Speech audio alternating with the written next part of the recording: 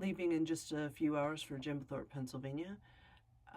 My obsession with the Molly Maguires has been going on since 1999, since the name was mentioned to me at a symposium of all female directors at the National Museum of Women in the Arts in D.C. It's in my book, but just the simple story is this man named Asa Packer, was sort of a failed agriculturist, but he could build canal boats, and he walked from Mystic, Connecticut to the Poconos, and he, picked up work along the way, and his knowledge of building canal boats sort of grew, and it informed his understanding of the need for the railroads because canals freeze in the winter and coal has to be moved all year if you want to make a profit.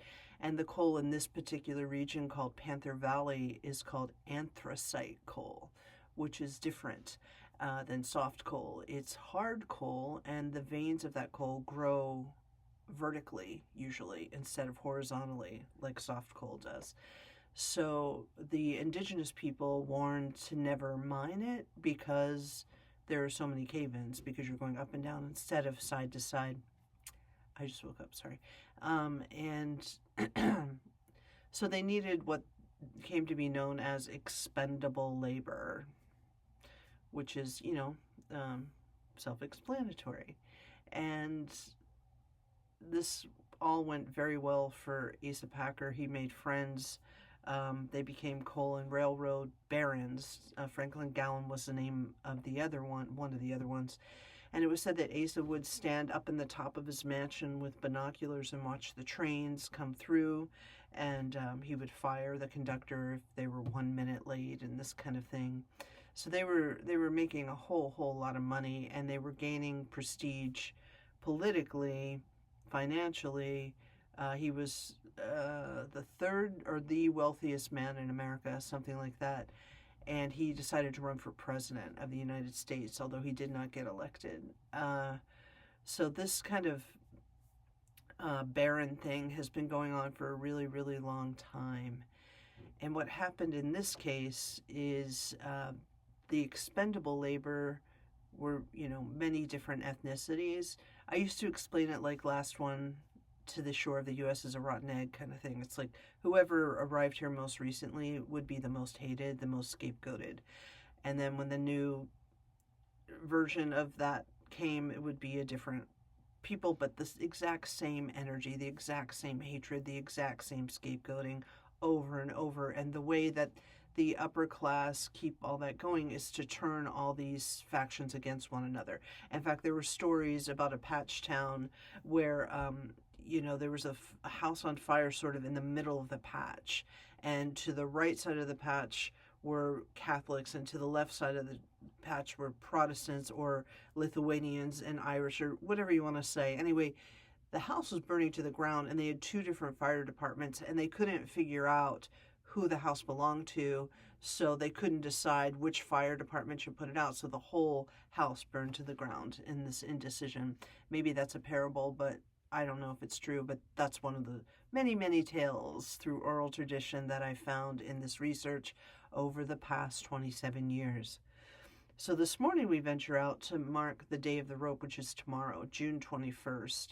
149 years ago, in 1877, 10 Irishmen were all hanged before 11 o'clock in the morning, 4 simultaneously, at a jail in Mock-Chunk, PA, which is now known as Jim Thorpe. And that jail still stands, and they have a mock gallows in the center. The other 6 were hanged in Pottsville, Pennsylvania, right next to what used to be the beer factory. Recently, and they were hanged 2 at a time. Although the gallows had been built to hang all 6 of them at once, they kind of chickened out. At this time, public hangings were illegal, so they sold tickets. And the reason for this, the reason these men were hanged, is because they were Irishmen who became politically very powerful, and these Irishmen all belonged to an organization called the Ancient Order of Hibernians, or the AOH. And I've been reading about this forever, and the best way I can describe this movement, this AOH, is in a way it was an insurance company. But all of the Irish Catholics basically in the country that had arrived here could belong to the AOH, and they paid dues, and if somebody went into bad times, they would help them out. So, because part of my complete obsession with the story is, how did these women keep going when they weren't allowed to work, they weren't allowed to vote? Did they pick up that much washing? Like, they had huge families, and so then the AOH starts to like make a whole lot of sense. And the men that were hanged were sort of leaders in the AOH.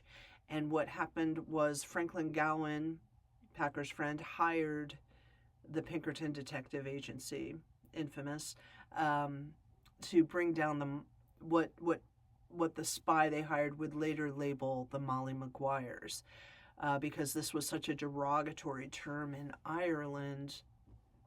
And that legend goes that this woman was about to be evicted, and so these men called themselves the Sons of Molly Maguire, and they were cross-dressing. They were all wearing dresses and riding horses. So when the constabulary came, they thought they were women and horses, so they would be harmless, I guess. And all of a sudden, they pulled out their weapons and slaughtered the men, and Molly got to keep her house. And so don't mess with the Molly Maguires because they'll kill you. So that's how the reputation, and that was a huge threat to landowners. And if you know anything about the serfs and all of that, the land wars, yeah, the peasants, they put up a huge fight. But anyway, that's a reason a lot of people came to Ireland, for better opportunity, and they found themselves in coal mines, mining the face, which means chipping away at those vertical lines. And then when it was time to harvest the coal, the mine boss would usually take them off of the face and give, their friends the job, and they would fill, the cart and cash in on all the hard labor. And so this was very segregated gender-wise. So the women were known to spend their time in church, these Irish Catholic women, and the men in pubs. And the men ran their pubs out of their houses. So these leaders in the AOH were also community leaders, also ran their own pubs. So as the men gathered, they obviously started talking politics, which was a huge threat because the men now could vote. And in this particular election, they flipped the result of the election, and this time they flipped it to Republican, and Packer was running as a Democrat, I think. And so this was a huge, huge threat to the powers that be. And so that's why they hired the detectives. Their spy, McParland, knew about the Molly Maguire label, so he slapped it on the members of the AOH to like run a chill through everyone. And then these coffin notices started appearing toward the mine bosses, which are legend, like, boss so and so, pay me my money or die, you yellow-bellied bastard, blah, blah, blah. Anyway, it was a comeuppance. It was vigilantism. It was the predecessor to labor unions. And so on this one morning, June 21st, these men died. And so 5 years ago, I was compelled to be in Jim Thorpe on the day, and I didn't know why. And Amy and I were playing our She songs, our music, which comes out of Daughters of Molly Maguire, which was the first play that, well, I wrote and produced it, and it was Venus Theater Company instead of Venus Envy. So we've resurrected many of those songs, and we keep playing them, and we play them now there on this day in any way we can, in the rain, or at a hired gig, or in any way, and that's what we're headed to do.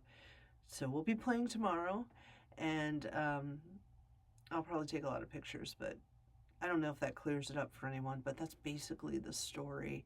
And now there's a huge movement with the Kehoe Foundation that says none of these men were ever Molly Maguires. They were Ancient Order of Hibernians, which I believe is true.